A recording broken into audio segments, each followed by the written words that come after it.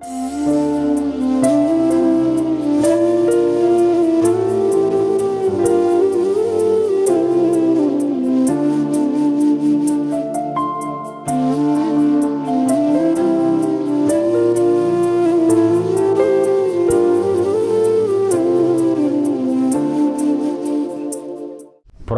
రక్షకుడైన నజరేయుడైన యేసుక్రీస్తు నామములో మీ అందరికీ కూడా ప్రేమపూర్వక వందనాలు తెలియజేస్తున్నాను. అందరికీ క్రిస్మస్ శుభాకాంక్షలు. దేవుని యొక్క వాక్యాన్ని కొద్ది సమయం ధ్యానం చేసుకుందాం. ఈ కార్యక్రమాలు మీకు దీవెనకరంగా ఉన్నట్లయితే స్క్రీన్ మీద కనబడుతున్నటువంటి ఫోన్ నెంబర్లకు మీ యొక్క ప్రార్థన అవసరతలు కానీ లేకపోతే మీ సలహాలు సూచనలు కానీ మాకు తెలియజేయవలసిందిగా కోరుచున్నాం. దేవుని యొక్క వాక్యాన్ని మనం ధ్యానం చేసుకుందాం. మత్తయి సువార్త 2వ అధ్యాయం. రాజైన హేరోదు దినములయందు యూదయ దేశపు బెత్లెహేములో యేసు పుట్టిన పిమ్మట ఇదిగో తూర్పు దేశపు జ్ఞానులు యెరూషలేమునకు వచ్చి, యూదులు రాజుగా పుట్టినవాడు ఎక్కడున్నాడు? తూర్పు దిక్కున మేము ఆయన నక్షత్రం చూసి ఆయనను పూజింపవచ్చితిమని చెప్పిరి. ఇక్కడ జ్ఞానులు ఎక్కడికి వచ్చారంటే యెరూషలేముకి వచ్చినట్టుగా కనపడుతుంది. యెరూషలేముకి వచ్చి వాళ్ళు అడుగుతున్నారు, యూదుల రాజుగా పుట్టినవాడు ఎక్కడున్నాడు? యూదుల రాజుగా అంటే జ్ఞానులు వాళ్ళు ఏమనుకున్నారంటే రాజుగా పుట్టాడంటే రాజకోటలో పుడతాడు అనుకున్నారు. రాజుగా పుట్టాడంటే ఎక్కడ పుడతాడు అనుకున్నారండి? రాజకోటలో పుడతాడు రాజు అని ఈ యొక్క జ్ఞానులు అనుకున్నారనమాట. అందుకనే హేరోదు రాజు దగ్గరికి వెళ్ళారండి. హేరోదు రాజు దగ్గరికి వెళ్ళారు. వెళ్ళి యూదుల రాజుగా పుట్టినవాడు ఎక్కడున్నాడు? మేము ఆయన నక్షత్రము చూసి మేము వచ్చాం అంటున్నాడు. అంటే తూర్పు దిక్కున మేము ఆయన నక్షత్రము చూసి ఆయనను పూజింపవచ్చితోని. ఎవరిని చూసి వచ్చారంటే నక్షత్రము చూసి వచ్చారు వాళ్ళు. చూడండి, దేవుడు కొంతమందికి కొన్ని రకాలుగా బయలుపరుచుకుంటాడు. ఇప్పుడు మనం పోయిన వారం చెప్పుకున్నటువంటి రక్షకుడు వచ్చాడు అన్న ఆ లోకస్వార్త 2వ అధ్యాయంలో గొల్లలకి ఏమో దేవదూత ద్వారా డైరెక్ట్గా ఆయన ప్రత్యక్షత పంపించాడు. గొల్లలకి ఎలా పంపించాడండి? డైరెక్ట్గా ప్రత్యక్షత పంపించాడు. అయితే ఇక్కడ దేవుడు పండితులకైనా పామరులకైనా, జ్ఞానం కలిగినటువంటి వారికైనా జ్ఞానం లేనటువంటి వారికైనా, అర్థం చేసుకునే వాళ్ళకైనా అర్థం చేసుకునే దేవుడు తాను బయలుపరుచుకునే విధానం అనేది చాలా జ్ఞానయుక్తంగా అర్థం చేసుకునే వాళ్ళకి అర్థం చేసుకున్నట్టు, అర్థం చేసుకోలేని వారికి అర్థం చేసుకోలేనట్టుగా ఆయన ప్రత్యక్షత పంపుతాడు. గొర్రెల కాపర్లకి ఆయన ఎలా పంపించాడంటే దేవదూత ద్వారా సందేశాన్ని పంపించాడు. దేవదూత ద్వారా దేవుని సందేశాన్ని ఆయన పంపించాడు. ఇక్కడ జ్ఞానులకి ఎలాగూ పంపించాడంటే నక్షత్రం ద్వారా పంపించాడు. ఒక వెలుగు, నక్షత్రం ప్రకాశిస్తుంది. నక్షత్రాన్ని బట్టి వారు వచ్చారు. తూర్పు దిక్కున ఆయన నక్షత్రం చూసి ఆయన వచ్చారు. నక్షత్రం అనేది చూసి వచ్చినట్టుగా కనబడుతున్నాడు. అంటే నక్షత్రం అంటే ఆ నక్షత్రం ప్రకాశిస్తుంది. ఆ ప్రకాశించే నక్షత్రాన్ని చూసి వారు వచ్చారు. ఇప్పుడు ఈ దేవుని యొద్దకు మనిషి ఎలా వస్తాడంటే మనల్ని బట్టి వస్తాడు. అందుకే మనం ఒక నక్షత్రం. మనం ఎవరు అండి? ఒక నక్షత్రం. మనల్ని బట్టి దేవుని యొద్దకి మనుషులు వస్తారు. ఎందుకంటే మనము ప్రకాశిస్తాం. మన క్రియలు, మన యొక్క వ్యక్తిగత జీవితం, మన ప్రార్థనా జీవితం, అంటే మనం ఒక నక్షత్రం. మనం ఎవరు అండి? ఒక నక్షత్రం. నక్షత్రం చూసి ఆయనను పూజించడానికే వచ్చారు. ఇక్కడ మనకి దానియేలు గ్రంథం 12వ అధ్యాయంలో ఒక వచనం ఉంటుంది, చదువుతామండి. బుద్ధిమంతులైతే ఆకాశ మండలంలోని జ్యోతులను పోలిన వారే ప్రకాశించెదరు. బుద్ధిమంతులైతే ఆకాశ మండలంలో జ్యోతులు పోలిన వారే ప్రకాశించెదరు. నీతి మార్గం అనుసరించి నడుచుకున్నట్లు ఎవరు అనేకులను తిప్పుదురో వారు నక్షత్రం వలె నిరంతరం ప్రకాశించెదరు. ఎవరైతే నీతి మార్గంలో నీతి మార్గంలో నడుచుకున్నట్లు ఎవరు అనేకులను తిప్పుదురో వారు నక్షత్రం వలె నిరంతరము ప్రకాశించేది. అంటే ఎవరైతే నీతి మార్గములో నడుచుకున్నట్లు ఎందరైతే ఇతరులను ప్రోత్సహిస్తారో వారు నక్షత్రం వలె నిరంతరము వారొక నక్షత్రం. మనం ఇతరులకి ఎప్పుడైతే మనము దేవుని గురించి, యేసుక్రీస్తు గురించి సువార్త చెప్తామో ఆ చెప్పేవాళ్ళు ఏంటంటే ఒక నక్షత్రం. అంతేనే కదా. ఎందరైతే అంటే మనము ఒక నక్షత్రం దేని గురించి చెప్తే యేసయ్య గురించి మనము చెప్పినట్లయితే, బుద్ధి మార్గం బుద్ధిమంతులైతే అంటే నీతి మార్గం నడుచుకున్నట్లు. నీతి మార్గం ఇది ఏ మార్గం అండి? నీతి మార్గం. ఈ నీతి మార్గాన్ని గురించి మనం చెప్పినట్లయితే వారు ఏమవుతారంటే వారు నక్షత్రం. ఇక్కడ ఒక నక్షత్రం అని దానియేలు గ్రంథంలో కనపడింది. ఈ మత్తయి సువార్త ఈ 2వ అధ్యాయంలో ఇక్కడ నక్షత్రమును చూసి ఏం చూసి వచ్చారండి? వారు నక్షత్రమును చూసి పూజించి వచ్చారు. నక్షత్రమును చూసి ఆయన పూజించి వచ్చారు అని ఇక్కడ దైవ గ్రంథం కనపడుతుంది. అయితే ఆ మాట ఎప్పుడైతే విన్నారో అక్కడ అందరూ కూడా కలవరపడ్డారు. అనమాట. ఆ హేరోదు అక్కడ ఉన్నటువంటి వారందరూ కూడా కలవరపడింది. అయితే అడిగారు, రాజు ఎక్కడ పుడతాడు అని అక్కడ అందరినీ కూడా అడిగినట్టుగా కనపడుతుంది. ఇక్కడ మీకా గ్రంథం 5వ అధ్యాయం 2వ వచనంలో అక్కడ ఉన్నటువంటి లేఖనాన్ని అక్కడ కోట్ చేస్తూ అక్కడ రాశారు, యూదా దేశపు బెత్లెహేమా, నీవు యూదా ప్రధానులు ఎంత మాత్రం అల్పమైన దానవు కావు. ఇశ్రాయేలు నా ప్రజలను పరిపాలించే అధిపతి నీలో నుండి వచ్చును. ఇక్కడ ప్రవచనం కనబడుతుంది. యూదా దేశపు బెత్లెహేమా అంటే బెత్లెహేమ అంటే చిన్న ఊరు, అంటే దావీదు పుట్టినటువంటి ఊరు, దావీదు ఊరు అని కూడా అంటారు.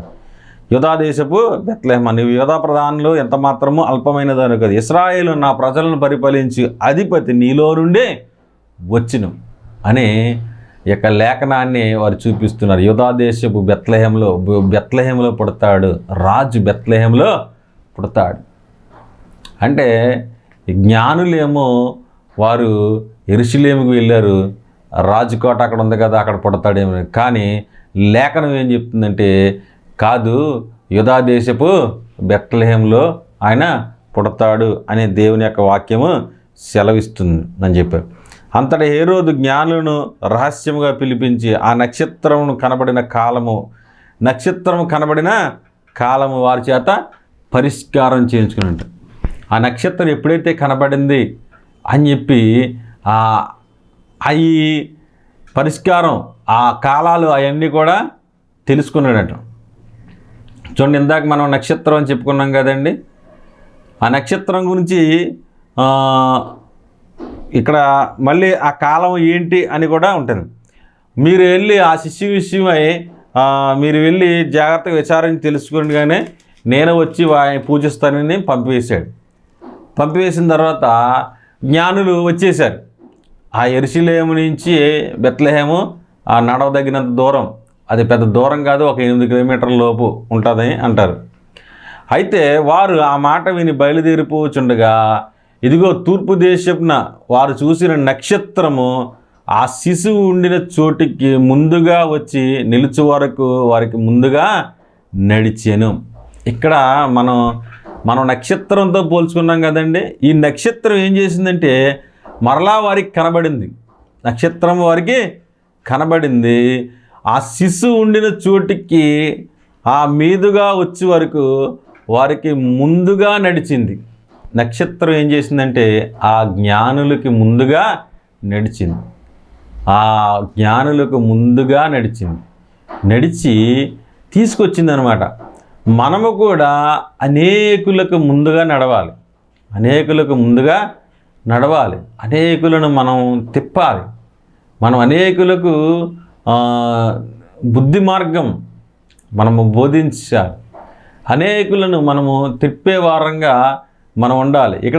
ఇక్కడ వాక్యం సెలవిస్తుంది, ఆ శిశువు ఉండి చోటు వరకు వచ్చి నిలిచి వరకు వారికి ముందుగా నడిచింది. నక్షత్రం అంట ముందుగా నడిచింది. నక్షత్రం ముందుగా నడుస్తూ వెళ్ళిందనమాట. వారికి ముందుగా నడిచింది. మనము అనేక ప్రజలను దేవుని యొద్దకు నడిపించే వారంగా ఉండాలి. ఈ నక్షత్రం మనకు అదే మాదిరి చూపిస్తుంది. నక్షత్రం మనకు చూపించేది ఏంటంటే యేసు పుట్టాడు అని తెలియపరుస్తుంది. అయిన తర్వాత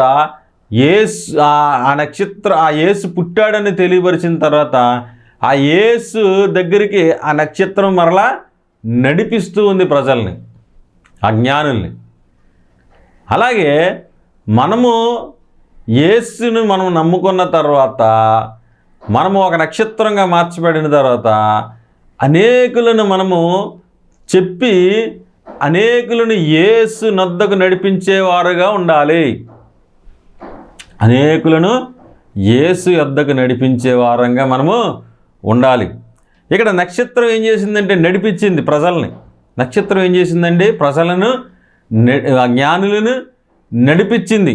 వారికి ముందుకు వచ్చే వరకు నడిచెను. అయితే వారు ఆ నక్షత్రం చూసి అత్యానందభరితులై, ఆ నక్షత్రాన్ని చూసిన జ్ఞానులు ఏమైపోయారంటే అత్యానందభరితులై. నీవు ఒక నక్షత్రం, నేను ఒక నక్షత్రం.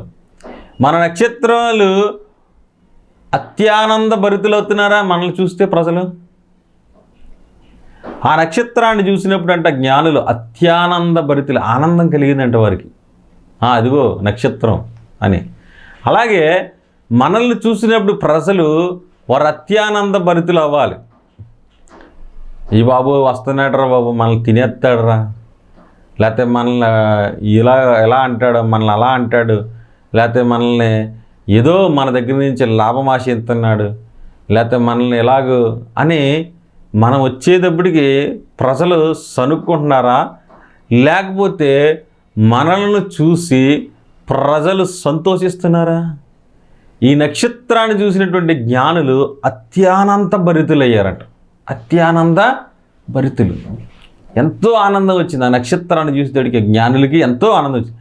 అలాగే ప్రజలు మనల్ని చూసేటప్పటికి వారికి ఎంతో ఆదరణ, ఎంతో ఆనందము ప్రజలకు కలగాలి. అలాగూ మనం జీవించాలి. ఎందుకంటే మనం నక్షత్రం ఏ రీతిగా ప్రకాశిస్తుందో మనము కూడా అలా ప్రకాశించడానికి మన నీతి క్రియలు, మన మాటలు, మన పనులు, మన జీవితం, మనం ప్రార్థనా జీవితం, మన వాక్యం చదవడం, లేకపోతే వాక్యానుసారంగా జీవించడం, మన అన్ని విధాలు సమస్త ప్రవర్తన యందు ఆయన అధికారమునకు ఒప్పుకునుడి. అంటే మనము ఎప్పుడైతే ఇంకా జీవించేది నేను కాదు, జీవించేది క్రీస్తే అన్నట్లు నువ్వు బ్రతికితే నిన్ను చూసి జనులు అత్యానంద భరితులవుతారు. జ్ఞానులు ఎలా అయితే నక్షత్రాన్ని చూసి అత్యానంద భరితులయ్యారో అలాగే మనలను చూసి జనము అత్యానంద భరితులవుతారు. అయితే చాలామంది జీవితాలు ఆనందం అనేది ఉండదు. వారు కనపడేటప్పటికి మనకు భయం వేస్తుంది. ఈ బాబు వీళ్ళు వస్తున్నారు, మనల్ని ఏం చేస్తారు ఏంటో, మనకున్న మనశ్శాంతిని కూడా పోగొట్టేస్తారు. చాలామందిని చూసేదానికి అలాగూ అత్యానంద భరితులు కాలేకపోతున్నారు చాలామంది కూడా. ఇక్కడ ఆ నక్షత్రం చూసి అత్యానంద భరితులే అత్యానంద భరిత ఇంట్లోనికి వచ్చి తల్లి అయిన మరియను శిశువును చూసి సాగిలపడిను. ఆయనను పూజించి తమ పెట్టెలే విప్పి.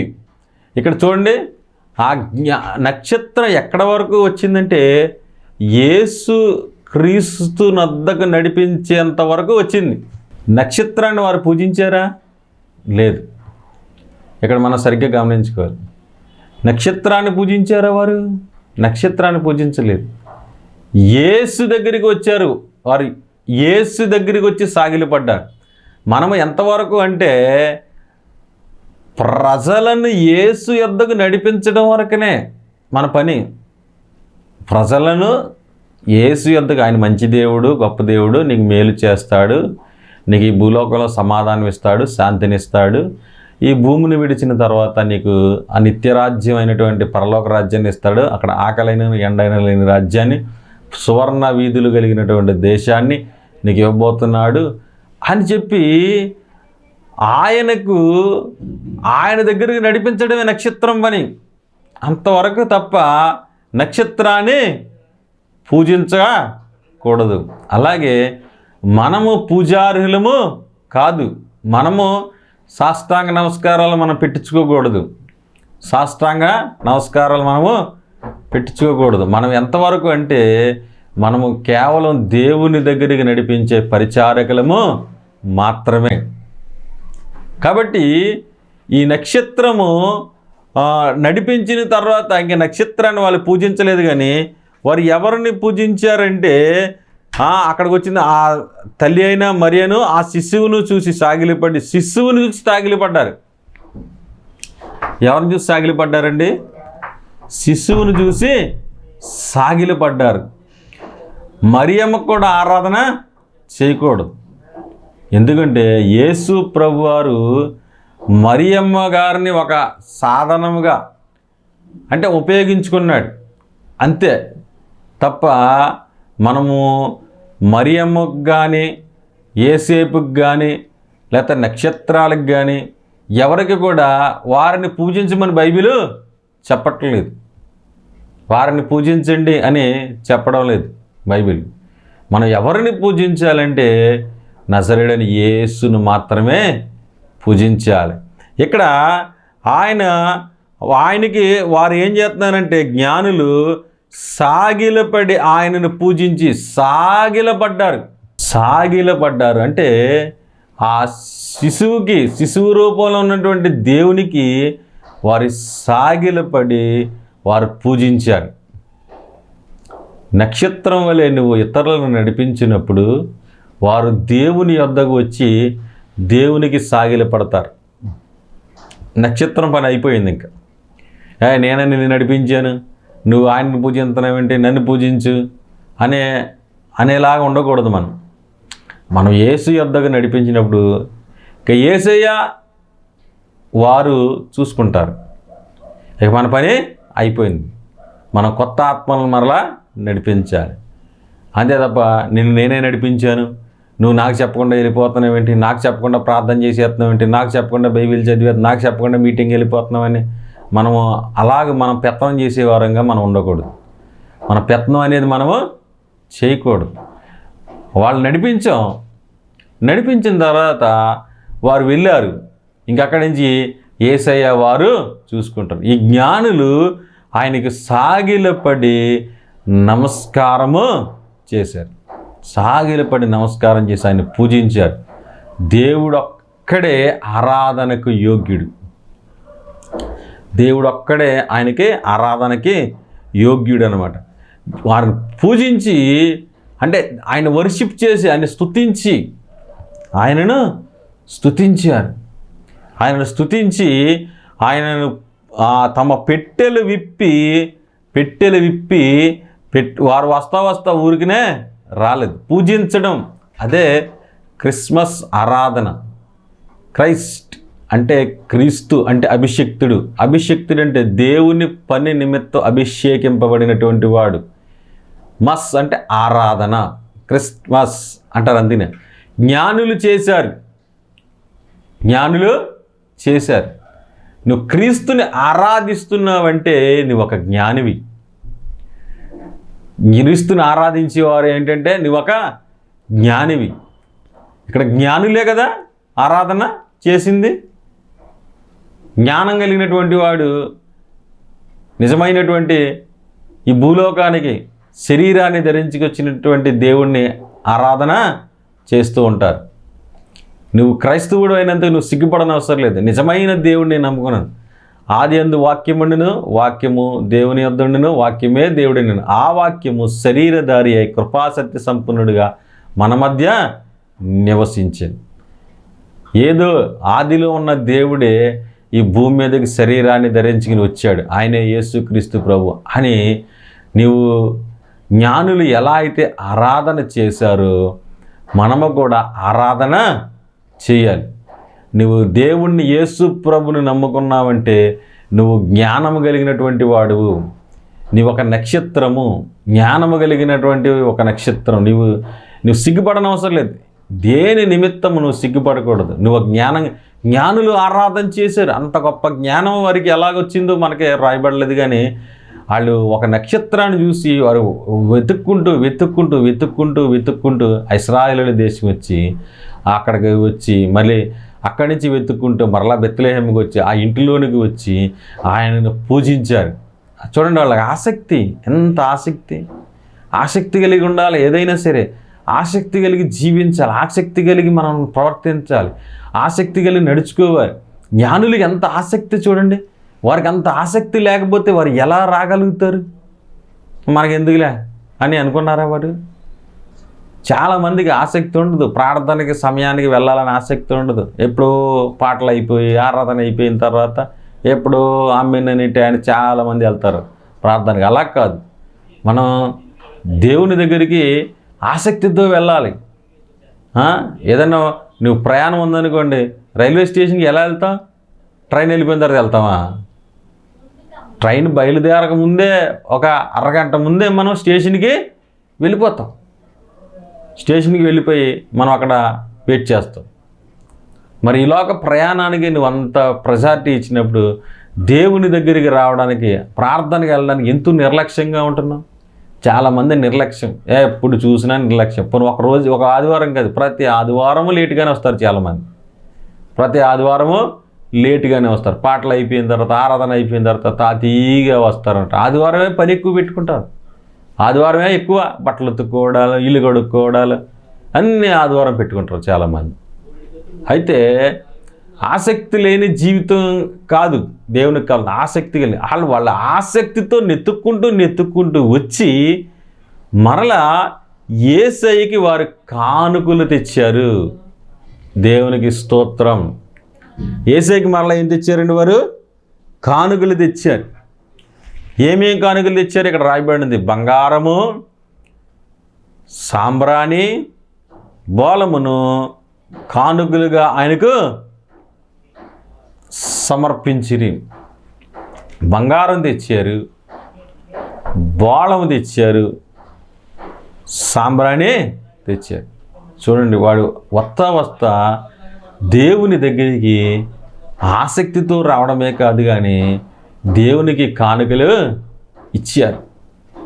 అంటే చూడండి, ఎక్కడో నక్షత్రాన్ని చూసి నెత్తుక్కుంటూ వచ్చి అంటే జ్ఞానం కలిగినటువంటి వారు. అలాగే నీవు జ్ఞానం కలిగి దేవుణ్ణి వెతకాలి. నీవు కూడా జ్ఞానం కలిగి ఎవరు యెహోవా ఉత్తముడని రుచి చూసి తెలుసుకున్నాడు. ఎవరు దేవుడు అనబడడానికి అర్హత కలిగినటువంటి వారు ఎవరు అని నువ్వు నిజంగా జ్ఞానం కలిగి ఆయన వాక్యాన్ని నువ్వు శ్రద్ధగా చదివితే కనుక ఆ నిజమైన దేవుడు నీకు దొరుకుతాడు. కాబట్టి నక్షత్రం ఎలా అయితే నడిపించిందో జ్ఞానుల్ని, మనము ఇతరులను నడిపించే వారంగా మనం ఉండాలి. ఆ వచ్చినటువంటి వారు, జ్ఞానం కలిగినటువంటి వారు నీ దగ్గరికి వస్తారు. యేసయ్య దగ్గరికి వారు వస్తారు. వారు వచ్చిన తర్వాత వారు యేసయ్యని ఆరాధన చేస్తారు. కాబట్టి మనం ఈ క్రిస్మస్ రోజుల్లో మనం ఉన్నాం. కాబట్టి మనము క్రీస్తుని ఆరాధన, అనేకులను ఆహ్వానించాలి. క్రీస్తుని ఆరాధన చేద్దాం. నిజమైన దేవుణ్ణి మనము ఆరాధన చేద్దాం. భూమి ఆకాశమును సృజించిన దేవుడు, సృష్టికర్త అయిన దేవుడు ఈ భూమి మీదకి శరీరాన్ని ధరించి వచ్చి ఇదే క్రిస్మస్. చూడండి, కొన్ని పండగలు కొన్ని ఊర్లోనే ఉంటాయి, కొన్ని పండగలు కొన్ని ఊర్లోనే ఉంటాయి, కొన్ని ప్రాంతాల్లో ఉంటాయి, లేదా కొన్ని దేశాల్లో ఉంటాయి. కానీ ప్రపంచమంతా జరుపుకునే పండగ ఇది క్రిస్మస్ పండుగ. కాబట్టి క్రిస్మస్ అంటే మనం ఎంత చెప్పుకున్నాం కానీ క్రీస్తుని ఆరాధించట. కాబట్టి జ్ఞానులు దేవుణ్ణి ఆరాధించి, నీవు కూడా జ్ఞానము కలిగి దేవుణ్ణి ఆరాధించేలాగా ఉండాలి నీ జీవితంలో. ఎప్పుడైతే నువ్వు అలాగే జ్ఞానం కలిగి నీవు ఆరాధిస్తావో నీకు కావలసిన ప్రతి అవసరత ఈ భూలోకంలో తీర్చబడుతుంది. నీకు కావలసిన ప్రతి అక్కర కూడా తీర్చబడుతుంది. క్రీస్తుని ఆరాధించిన నీ హృదయానికి సమాధానం, తనకిష్టలేని మనుషులకి భూమి మీద సమాధానం, అన్ని విషయాల్లో సమాధానం ఉంటుంది. కుటుంబ విషయాల్లో సమాధానం ఉంటుంది, ఆర్థిక విషయాల్లో సమాధానం ఉంటుంది. అన్ని విషయాల్లో దేవుడు నీకు మేలుకరంగా చేస్తాడు. ఇప్పుడు లేకపోయినా ఒక దినాన్ని ఖచ్చితంగా ఆయన చేస్తాడు. తన బిడ్డలను ఎవరిని వదిలిపెట్టే దేవుడు కాదు. తన ప్రజల యందు యెహోవా ప్రీతి కలిగిన దేవుడు. కనుక మనము నిజదేవుణ్ణి ఆరాధించే జ్ఞానుల వలె మనం జీవిద్దాం.